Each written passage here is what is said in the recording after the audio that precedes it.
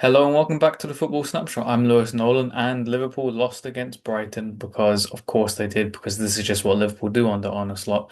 And my question to all of you is, how much longer does this go on for? Because it's not sustainable. I want to say it's not sustainable. I mean, I there are mitigating factors as to why Liverpool lost against Brighton. You can say that Ekitike went off. You can say that Mohamed Salah was injured. You can say that the quick turnaround from the Wednesday game against Galatasaray to the half 12 game on Saturday.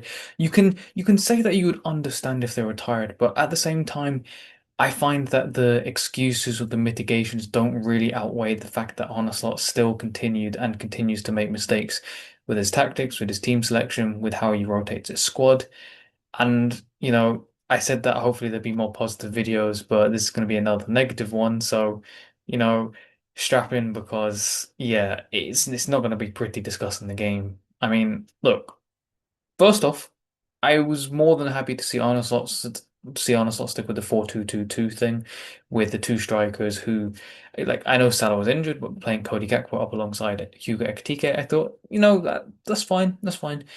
But then something that did surprise me was that he picked the same team that played against Galatasaray with no changes, and that did surprise me because Jeremy Frimpong's obviously picked up three muscle injuries already.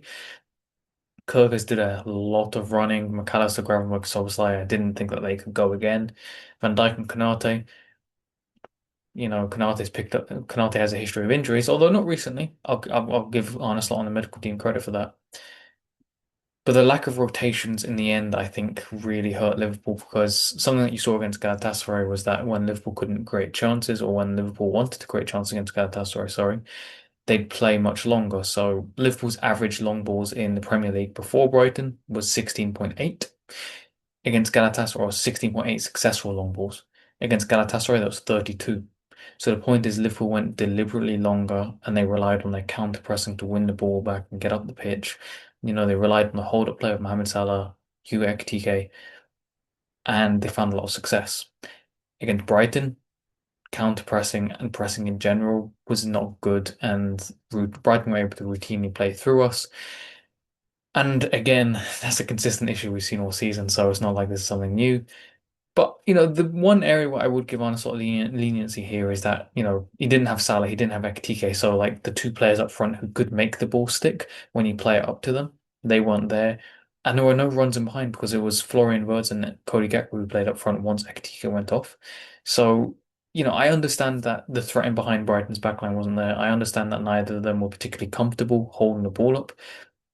I remember seeing a stat saying that Cody Gakpo, of his first seven touches, six of the next subsequent touches were by a Brighton player. So, he touches the ball, loses the ball, touches the ball, loses the ball, touches the ball, loses the ball, and so on.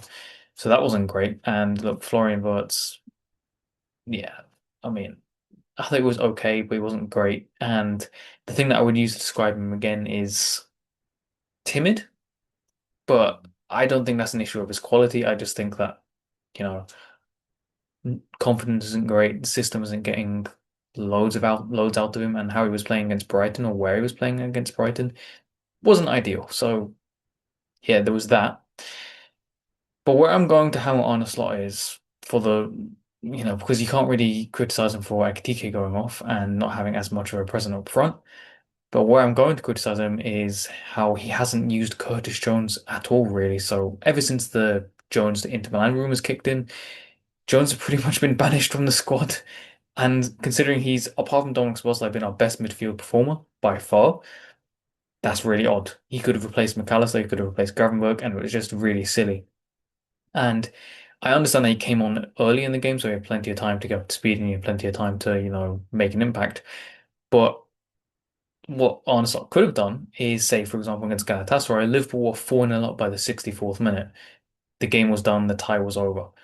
He could have then taken off McAllister. He could have then taken off Dominic Szoboszlai, but he didn't. Dominic Szoboszlai played the full 90, McAllister played the full 90, and the fact that he refused to take those two players off. And you can even focus in on Dominic Szoboszlai here for a minute because Dominic Szoboszlai last week surpassed his career high number of minutes, and you've also seen the high speed running numbers have been increasing a lot, and you've also seen that he just looks exhausted recently. And we saw against Brighton, we saw him.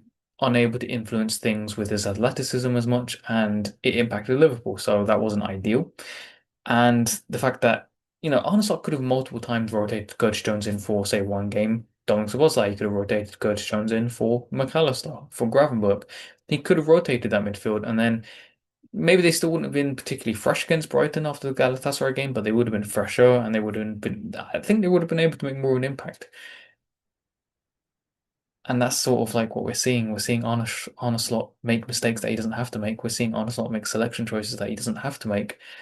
And it's going to cost him his job because Liverpool are, well, they're still fifth in the Premier League, but they're 6 points behind Manchester United. At the time of recording, I don't know the Aston Villa result, but the last time I saw Aston Villa were beating West Ham, and if that's the case, they'll be 5 points above us. And we're only 1 point ahead of Chelsea. But, you have to forget about Chelsea for a minute because they're awful just like us. But you have to keep an eye on the chasing pack because Brentford are very close behind us. Everton could go ahead of us by the time the Merseyside derby is over. Because do you reckon that Liverpool can get the better of Everton at Hill Dickinson Stadium? Stupid name, by the way, but I don't. And it's not looking good because Liverpool still have to play Aston Villa, Liverpool still have to play Chelsea, Liverpool still have to play Manchester United, and I don't back us to get results against any of those teams, even though we play, say, Chelsea at Anfield, for example. But this season has been just an utter failure, and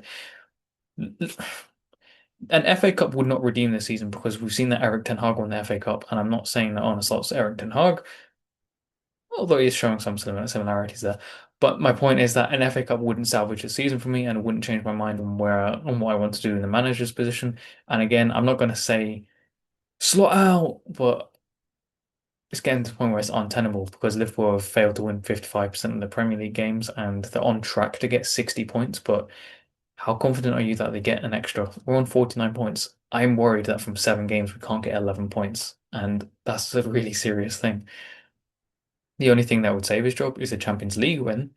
But how many of you honestly think Liverpool are going to get the better of PSG over two legs? Because at their best, Liverpool could definitely do something. They could definitely threaten them behind. Chelsea did it, and we saw PSG throughout the league phase. They were vulnerable. But, you know, do you really back Liverpool to get anything from PSG? Do you really back Liverpool over two legs, 180 minutes minimum, to score more than PSG do? I don't. So it's looking spooky for Arne Slot. And FA Cup quarter-final against Manchester City. It maybe just depends on how much Manchester City rotate, but even so, I don't back Arne Slot to get a result against Man City at the Etihad. So if Liverpool go out of the FA Cup, if top four, top five looks increasingly unlikely, which I wouldn't say it's unlikely at this moment in time, but I'd say it's definitely looking close. If those things happen and Liverpool go out of the Champions League, and there's potential they could go out of the Champions League in an embarrassing way, what is there for Slot to cling on to? And look, if Liverpool go out of the Champions League and Liverpool go out of the FA Cup, there's no chance that an interim manager comes in until the end of the season because there's only 7 Premier League games left. So what would be the point?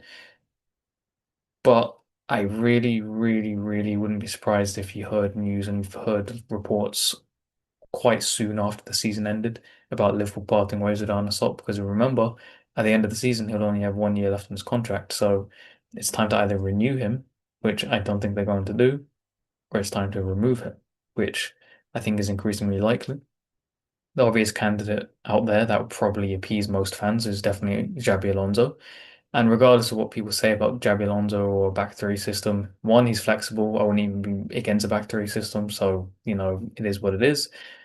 But then there's also another name coming out that you've seen recently. I mean, Sebastian Hoeneß of Stuttgart, and he's done an impressive job at Stuttgart, to be fair to him. When Bayer Leverkusen won the Bundesliga, Stuttgart did finish second, and they finished much lower. I believe it was ninth in the Bundesliga the following season, but then he did win the DFB Pokal. You have to sort of, mention that he did win it against a lower division side, and you'd expect Stuttgart to get through, but a trophy's a trophy, and they're currently battling for top four in the Bundesliga this season, so he's doing a really good job. Plays attacking brand of football, has a creative passer in Angelo Stiller, and Dennis Undab is probably one of the best forwards in the Bundesliga this year. If it wasn't for Harry Kane, you'd probably be hearing Dennis Undab's name a lot because it's not even that he's a streaky forward, Dennis Undab. He's just scoring regularly, frequently, and I think that Sebastian Hoeneß' system is getting the best out of him. But regardless, Slot, Alonso, Honus, Fabregas, if you want. I think there's going to be a change in the dugout because I don't think this can go on for much longer. And I think most people have come to that conclusion as well. So I'd be very curious about what you guys think about how long you think Arne Slot should be given. But if you like this video, please, I would very much appreciate a like and I would very much appreciate a subscribe. And look, if we get to 50 subscribers, that would be a really big milestone. So, yep. In the description, by the way, there'll be all my socials, Twitter, Substack, things like that. So again, check those out. And yeah, catch you on the next one. And you never know, maybe, well, there'll be no game because it's the international break, but maybe there'll be news that, Isaac's fit and firing or Mohamed Salah's injury isn't too serious, but we'll see. But thanks for watching.